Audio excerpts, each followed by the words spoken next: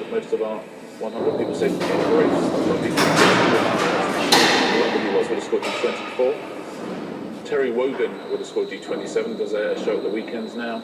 And right at the top, Chris Evans would have scored G46. Lovely. You're lovely. You're going to be impossible. Lovely was the word used. Are you sure that was the word? Is it? Those things. It wasn't being nice. He's a man given to accuracy and fact. Look, mate, you've made my life a misery now because you said lovely. Pointless answer. No, because I'm not a presenter. She admits it all. Anyway, who were the pointless answers? Who were they? Let's take a look at the pointless answers, though. Teal presents Big Band Sounds. Dave Pearce does a Saturday Night Dark show. Diane Louise Jordan does a sort of a religious hour on Sunday mornings. Frank Renton does classical big band music. Huey Morgan used to be in Fun Loving Criminals. Does a show on Monday. Russell Davis does a Sunday night show. Steve Lamax Rock College, and Trevor Nelson does the Soul Show. All of those are pointless answers. I've never heard of any of these. No, they're all first-person friends. You do live in an ivory tower somewhat. I'm here on radio too. The tower is a good place.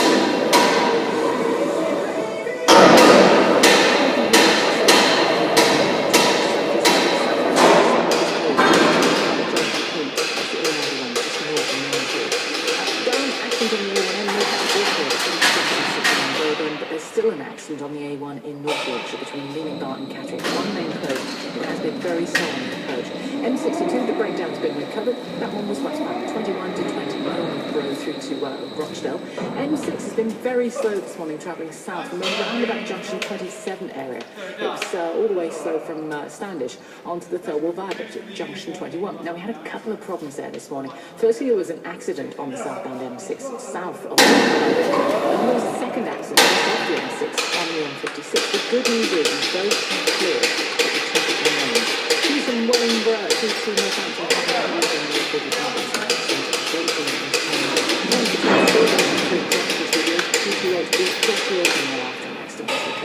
and in Paris, accident being recovered as well from the A44. It's closed both ways between Sangbury and Pontywood.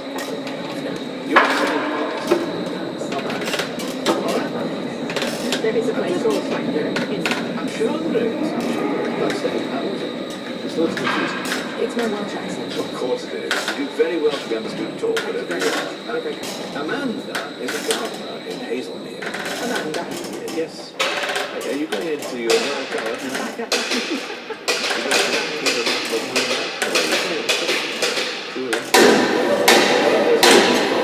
That's true.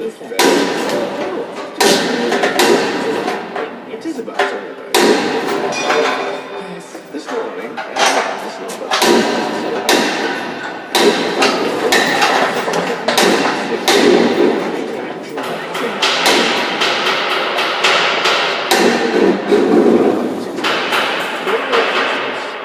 before I left the home, I changed three light bulbs. They're still growing nicely. Well, I don't know after the frost. Oh, yeah. Hang on. Are you standing on a ladder? Or a chair? For two. It's actually death-defying. I've still got the balance. I can still do it. It's a natural thing. But then just I've done that this morning. Try to come in and do it. The problem is, Kate, what's going to happen now is, because you revealed this action man's actually serious for being wrong.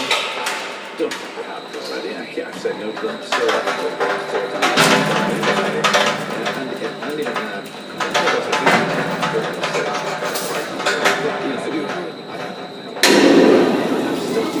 Oh yeah, it was quite a years ago. And then it turned into something about you. The heavy frost and Amanda, I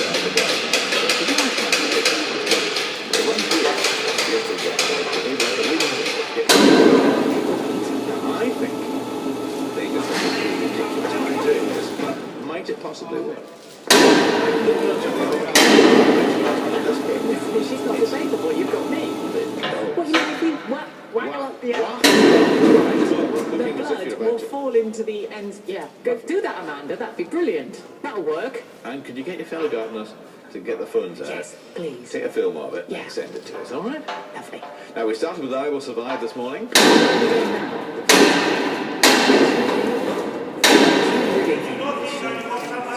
just trying to get through. Happy accident.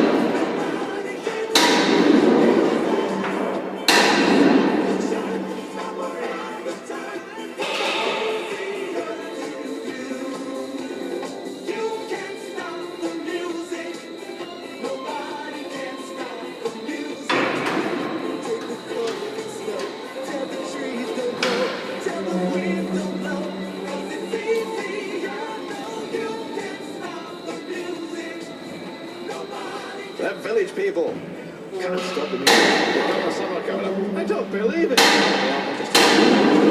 It's BBC Radio 2 online on digital radio and on 88 to 91 FM.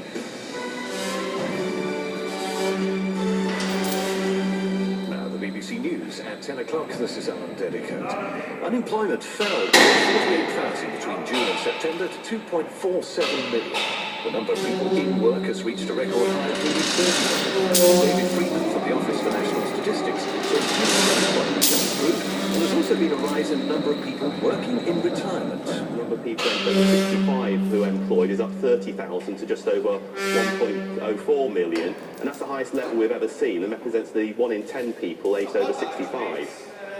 The National Audit Office has predicted that domestic energy and water bills will continue to rise above the rate of inflation for at least the next 17 years.